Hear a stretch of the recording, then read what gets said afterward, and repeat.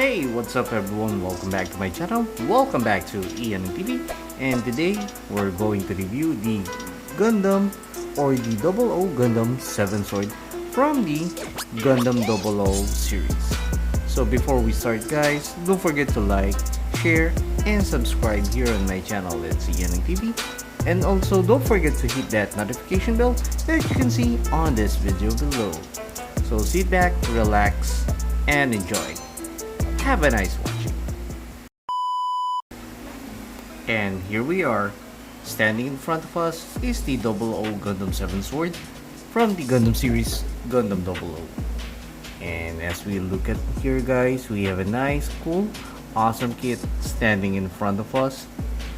And in spite of all those weapons and bulky swords on his shoulders, we can say that this is a hard or rock solid kit. So we can expect there are no loose parts here aside from this part, since the PC parts or the polycaps are not that stable due to the heaviness of this sword from his side. So before we get onto the articulation and from the weapons, let's check everything on its body. So here on this part, I painted this red section here, this clear part. Supposedly this would be just a plain clear white here. So far so good. I nailed those part and captured the right color of that specific part on his V-fin. And this part as well, this yellow thing is supposed to be a sticker, but I managed to color it with a yellow acrylic paint. Some other parts here, like on this part, I painted it also from this part as well, and from the other side of its legs. And from the back we have a painted part here as well, here on its vernier. From the side, so far we don't have any kinds of painting stuffs here aside from the stickers from its weapon right here. As you can see, I used some stickers on this parts and on this one, and same goes on that one as well. So these are nice and articulated figure, and I didn't expect that this is a new mold for Exia, and this one comes with a great and awesome design of the Gundam Double O. For articulation, I remove all the weapons so that we can see the full glory of the articulation of the Gundam Double O 7 Sword. So first, from the head, we have a double jointed neck here. So we have this rotating mechanism here. Since there are no hindrances on this part, there should be a 360-degree movement, but unfortunately I think there's a problem with its head, because it can turn around 360 degrees. I guess it would be the peg here, or the hole connecting to the ball joint of the head of the Gundam. We can move it like that up to that extent, and backward up to that extent, and we have a minimal side to side movements for the shoulder armor. So this one is connected to the backpack. So first we have this swivel movement here like that. We can move it towards at the back and from the front as well. And we have another movement here that is connected with a polycap and a 3mm peg here. Moving this from the back, we have here a ball joint connecting here so that we can move it or swivel it like that. going back to the shoulder armor, we have a ball joint connecting to that polycap, so we have this butterfly movement here. You can move the hands upward and downward. From the upper part of the hand, we have a 360-degree movement here, a elbow movement up to that extent. Then we have this movement here from the lower section of its arms. Actually, there's a minimal movement here. And then we have a ball joint connecting to the manipulator of the Gundam. So same goes on the left side of the other arms. Next, from the waist, we have a single ball joint here connecting here, so we don't have any movement or great movement from the waist, although we can move it up to that extent only from the front and going to the back and going to the side to side. For the front skirt, we have a ball joint or a polycap connecting here. So we have this movement right here, like that, and like this. For the side skirt, we have a movement here, side to side, like that. And then for the back skirt, we don't have any much movement here. For the legs, we have a kicks up to that extent going forward, since there are no hindrances on the front. And going back, we can do the kicks to that extent. For the upper thigh, we have this movement here, like that.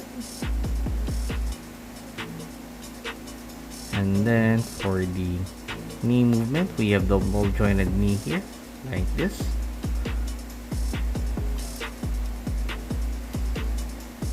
For the lower part of his leg, we have a ball joint here, or I should say it's a peg connecting here on a polycap. And we have this a side to side movement for his feet, like that. And we can move it up to that extent, going backwards and going forward of the Gundam's feet. Same goes on the left side of the kit.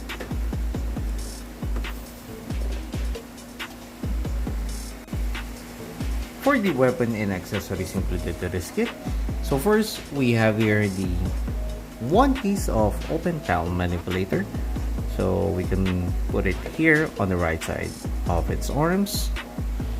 Next, we have this two pieces of beam saber handle, which we can use or attach the beam sabers here, which is we have two of each. We can put it like that, and we can store the beam saber here at the back of its back skirt.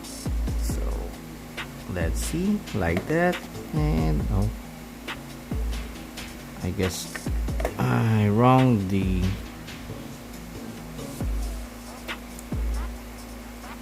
okay, like that. So we have to push it through so that the beam saber stores properly at the back. Next, we have here a one of its sword, which I see that this is a rifle as well. I hope I am right. I'm not familiar with its weapon, but we have this long sword. And then we have the smaller version of this sword. So this one can be used as a long range weapon. So we have here a wire, and it's a small part connecting here, and we can use it like this way, so that he can use this as a long range weapon, even though this one is a short sword. And for the storage of these two, so So from this bag, same goes on this one. We have this bag as well. We can store it here from the side skirt of the Gundam 00 like that, so it fits perfectly. Same goes on the left side, but this one is too heavy to handle, so there are some loose parts on this side skirt when we put this longsword here at the side of its side skirt. And next we have here these two GN blades, or I should say it's a dagger. I don't know what kind of weapon is it, but this one is stored at this part of the double O, so we have to put it like that way. And as you can see, we have a movement here, so we can pull it like that, or we can put it that way for storage, and we can put it here like this just in case we want to use the weapon like that. It's a sandwich style weapon. And next we have here the cover for the hole here for the action poses, so it's not necessarily we can remove it, or you can use it or not, so we can put it here full, but if you don't want to use it, just skip it. And then next we have here a beam rifle, looks like a bayonet.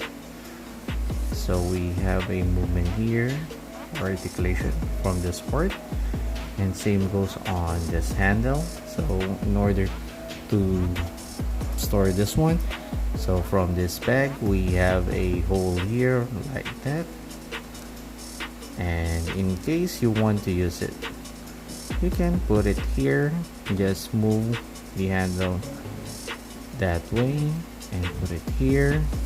And we have this bag here, and we have a connection here so that we can use this sword that way. And next we have here the biggest sword that they have. So this is a one gigantic weapon for the Gundam 007 sword, so we can pull it like that and close it like that. So we have those two articulated parts of the biggest sword. So for storage, we have to pull it that way. As you can see, there is a hole here, and same goes on the other side. We have this peg and hole right here, and for this one, so that we can fit the sword that like that. So as you can see, it's nice and it fits properly. But in case you want to use it as a weapon, we have this movement here on this part of the sword. We have a handle, slide it over like that, and